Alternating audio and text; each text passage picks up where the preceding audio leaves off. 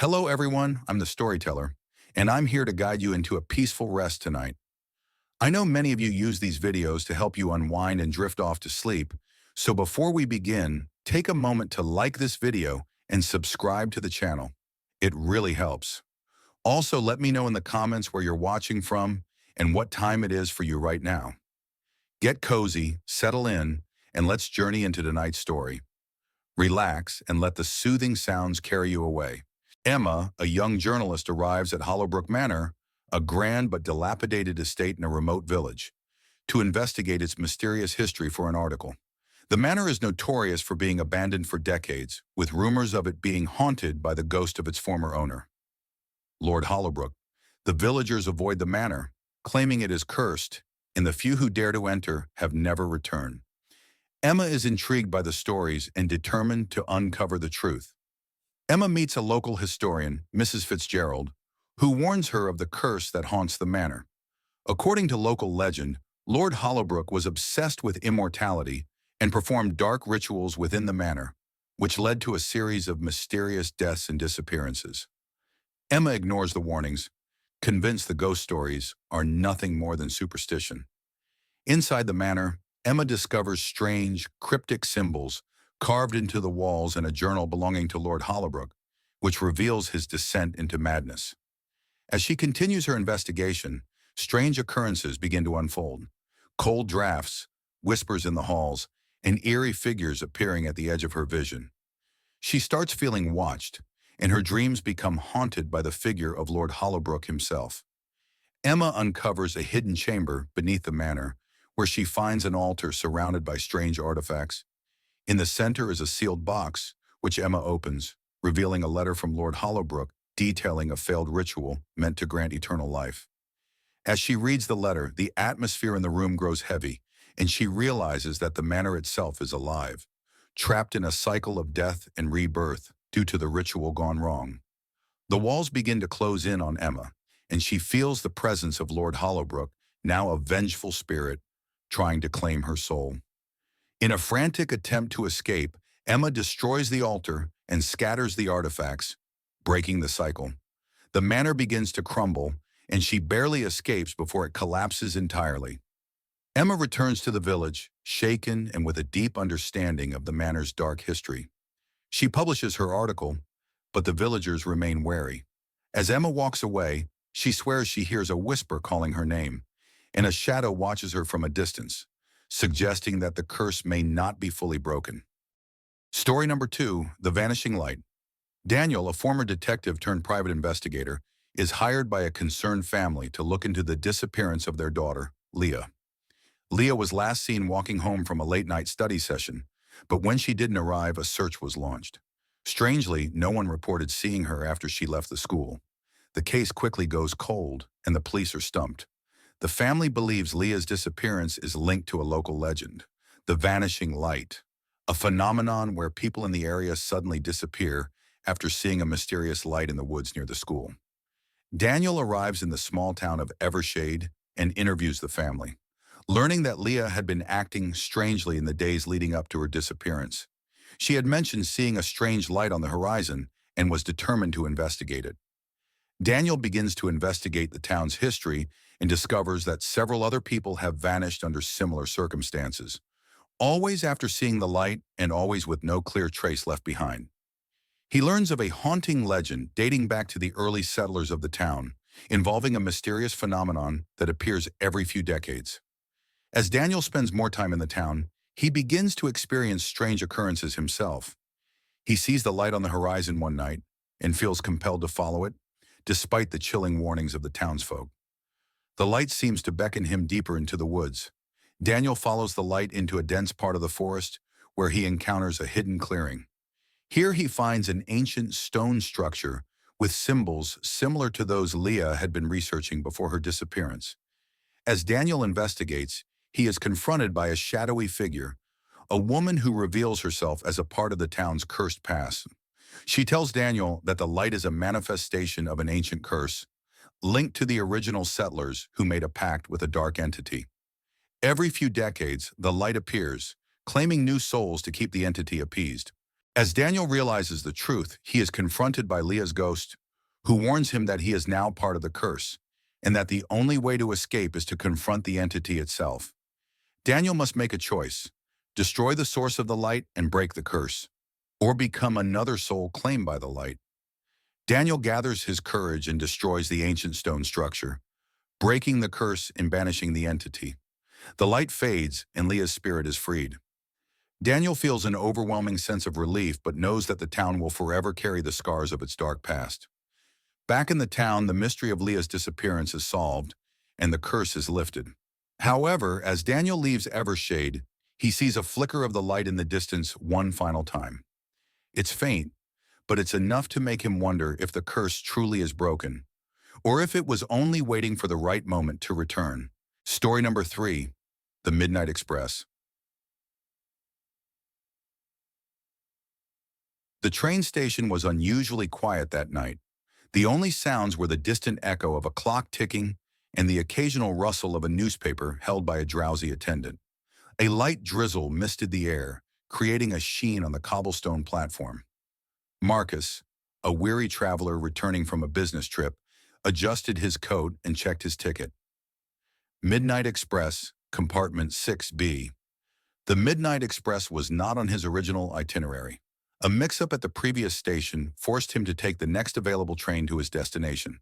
The train was rumored to be peculiar, but Marcus dismissed it as local folklore.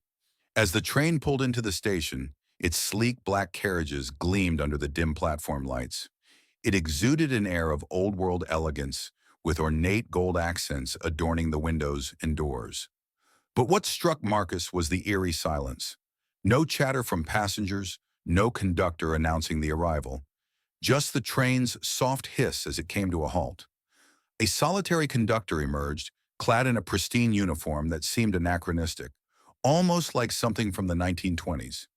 He tipped his hat and gestured for Marcus to board. Without a word, Marcus climbed aboard, his suitcase thudding softly against the wooden steps. The interior of the train was breathtaking. Plush red seats, mahogany panels, and brass fixtures evoked an era of luxury long gone. Chandeliers hung from the ceiling, casting a warm golden glow. Yet something felt off. The air was thick, and a faint metallic scent lingered.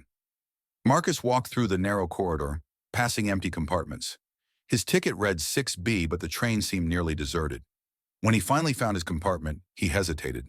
The door bore his number, but the glass panel reflected not just him, but faint, shadowy figures standing behind him. He whipped around, but the corridor was empty. Shaking off the unease, he entered.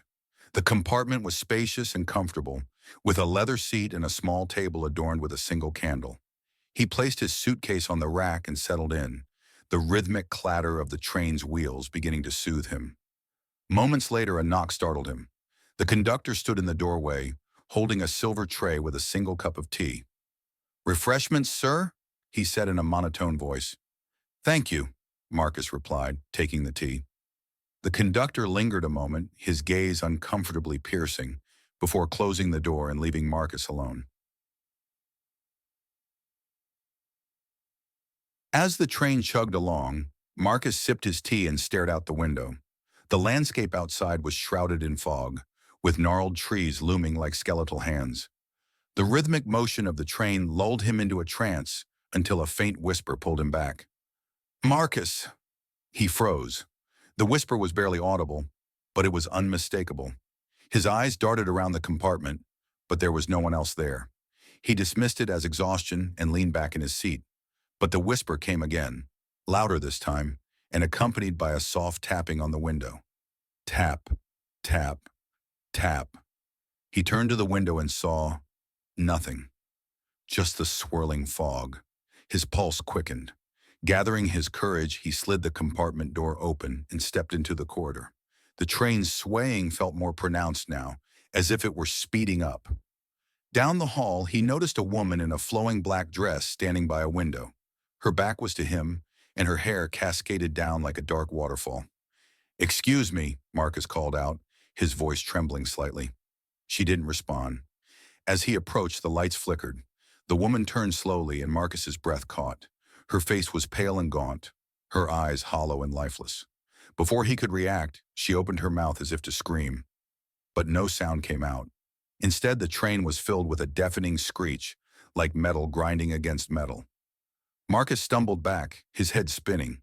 When he looked up again, the woman was gone. Terrified, Marcus rushed back to his compartment and locked the door. His mind raced, trying to make sense of what he had just seen. Was it a hallucination? A trick of the light? Suddenly, the train lurched and the lights flickered once more. A voice crackled over the intercom. "Ladies and gentlemen, we will be arriving at our next stop shortly. Please prepare to disembark." Marcus glanced at his watch. Only 20 minutes had passed since the journey began. Confused, he peered out the window but saw nothing. No station, no town, just endless darkness. The train slowed, and Marcus felt compelled to leave his compartment. He walked down the corridor and noticed more passengers now, though they hadn't been there earlier. They were an odd group, dressed in old-fashioned clothing and speaking in hushed tones. Their faces were pale, their movements slow and deliberate. None of them acknowledged him. He stopped at an open compartment where two men were playing cards. One of them looked up and smiled, revealing unnaturally sharp teeth. Marcus's stomach turned, and he quickly moved on. Marcus decided to confront the conductor. He found him at the front of the train, standing rigidly by the engine room. "What is going on here?" Marcus demanded. "Who are these people?" The conductor turned slowly, his expression blank. "You are aboard the Midnight Express," he said. "This train travels not through destinations, but through time and fate." Marcus's heart sank. "What do you mean?" "I didn't sign up for this. I just needed a train to get home." The conductor's gaze hardened.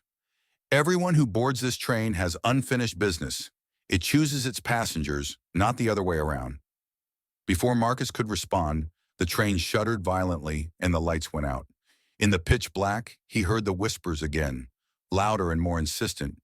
They seemed to come from everywhere at once. When the lights flickered back on, Marcus found himself alone in an unfamiliar carriage. The decor was older, more decrepit, and the air reeked of mildew. Around him were photographs and belongings scattered across the seats, as if abandoned in haste. A voice behind him made him jump. "You shouldn't be here." He turned to see an elderly man in a tattered suit. The man's eyes were sorrowful. "This is the carriage of the forgotten. Passengers who never made it off the train." Marcus's throat tightened. What happened to them? "They became part of the train," the man said. "Their regrets, their guilt, their pain, it bound them here. And if you're not careful, you'll join them." Desperate, Marcus asked, "How do I leave?"